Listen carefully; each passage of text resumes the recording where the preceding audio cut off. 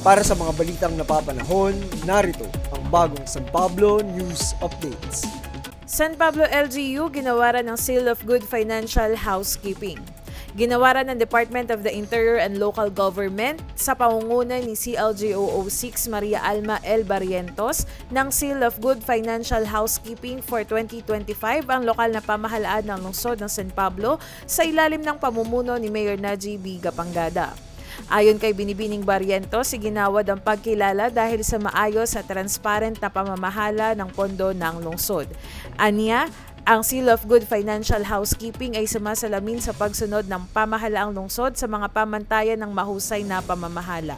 Dagdag pa niya, ang naturang parangal ay isa sa mga prerequisite para sa Seal of Good Local Governance na isasagawa ang susunod na assessment sa taong 2028. Muli po ay passer po ulit ang San Pablo City for the Seal of Good Financial Housekeeping for 2025.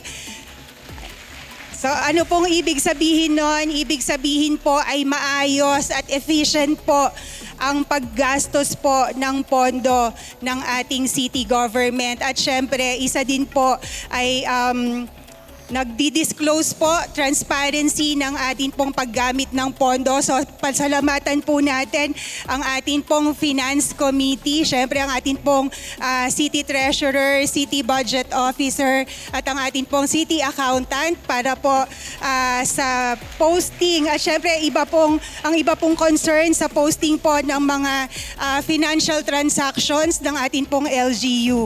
So Mayor, congratulations po. Syempre yan po ay sa pamumuno ninyo.